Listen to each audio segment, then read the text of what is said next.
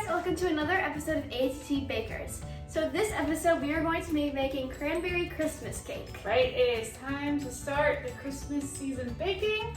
And this is the first one up, a super easy peasy cranberry Christmas cake. So But you gotta find a place that actually has cranberries. Right? You need fresh cranberries for this. You should be able to find them in the store this time of year. I will link all of the ingredients down below in the descriptions, and while you're there, like and subscribe to our page so you get all of our updated videos. So Adeline, you want to tell them what they're going to need today? Yes, so you are going to need eggs. They'll kind of like as always, except for like some recipes that don't call for eggs. Mostly eggs. All right. Okay. You're going to need flour. Oops. So everything we make is gluten and dairy free. So we're using a gluten-free flour mix. It's a 1-to-1 mix. This one has xanthan gum in it. If yours does not have a ricer in it, you're gonna have to add xanthan gum to it. And it is the King Arthur flour. That's what we're Just the using king. today. Okay, yeah. Going to need granulated sugar. Yep. And you don't want to skip on the sugar in this one because if you recall, cranberries are tart. Yeah. Yep. You're going to need about 1 bag of 12 ounces of cranberries. About 12 ounces of Just cranberries. making sure that you have enough cranberries. Yep. Give them a good wash beforehand. You're going to need 1.5 sticks of butter. And we're using the dairy-free Country Crock plant butter with avocado oil. This plant butter bakes very, very nicely. I highly recommend it. We're gonna need vanilla. And that's it. And yeah, I was about to say eggs again. And that is it. So you're gonna need a hand mixer for this recipe, because your first step is you're gonna take 3 eggs and 2 cups of sugar, and you're gonna beat that together for about 5 to 7 minutes. The mixture should approximately double in size. You don't want to skip on this step. This is really important that your cake comes out nice and fluffy. That beeping was the reminder that we had to preheat the oven to 350 degrees. Correct. All right, so we're going to add 3 eggs and 2 cups of sugar and beat it with the hand mixer for about 5 to 7 minutes. Yep.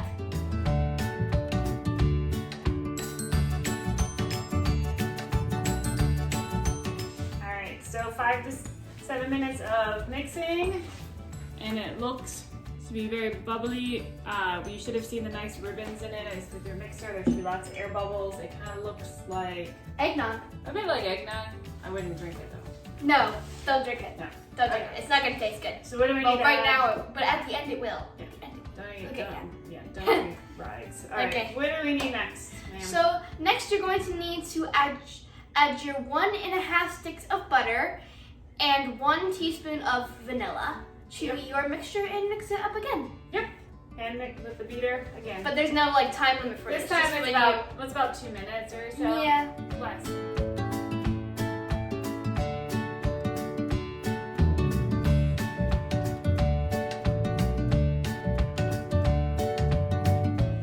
All right. So your mixture now should look a lot like Frosting. It also smells a lot. because I mean, essentially, it is all the basics for frosting, except for it has some eggs in it. So if it looks like frosting, you're right on track. If it doesn't, And don't eat it. Don't eat it. Keep going with the hand mixer, I would say. So next, we need to add 2 cups of flour. So you're just gonna stir your 2 cups in and make sure it's nice and consistently mixed in. Yeah.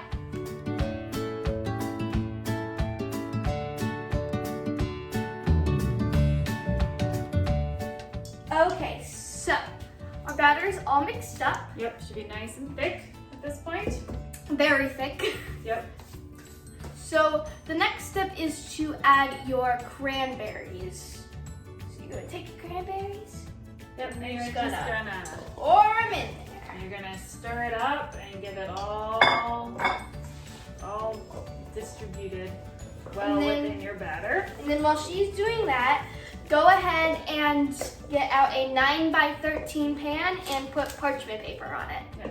You don't have to, put the parchment paper on it. I just find it easier to get it out if you line it with parchment paper. You can also use cooking spray or butter or oil. Parchment paper is the easiest to get it out looking nice. It is, and you can get it from like any grocery store. Like literally any grocery store like that exists. Probably the dollar store.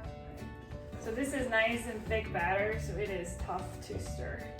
Yeah. You're gonna build up your arm muscles. But I trust you that this is worth it, and at the end it will be so good. It is. All right. Here we go. I think we're about this is good. All right. So now you're going to put it in your pan and spread it all around. It's like really thick. It should be this thick where I can hold it upside down and it's not going anywhere. Like a Dairy Queen Blizzard. Yep. So we're gonna spread this in across our pan and then we'll pop it in the oven. Yep. And once we're done with that, and then once you pop it in the oven, bake it for 40 to 50 minutes at 350 degrees. Yep.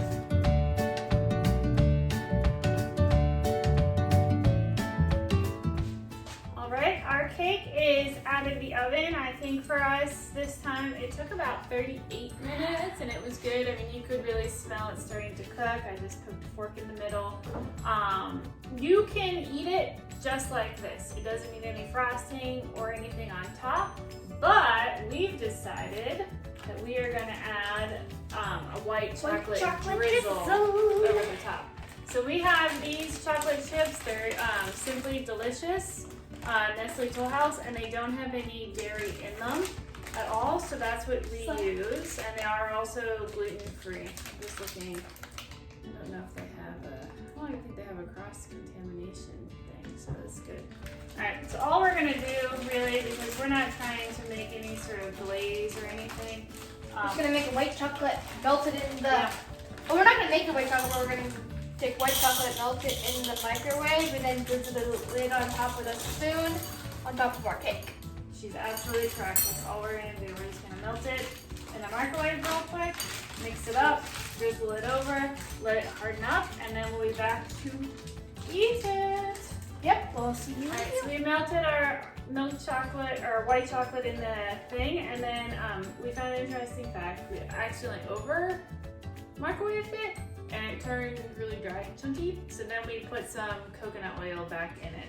So it might be a little thinner than we had planned, but it should still harden up once it dries, and if not, it'll just be like a glaze.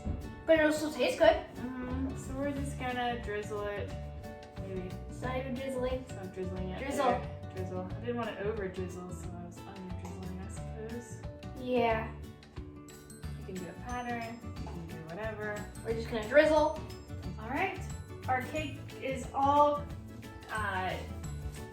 dazzled up with white chocolate drizzle. We've cut it up. You can see the yummy cranberry inside, the white chocolate on top. And the last thing to do is to taste it. So, ready, Hadwin? Yep.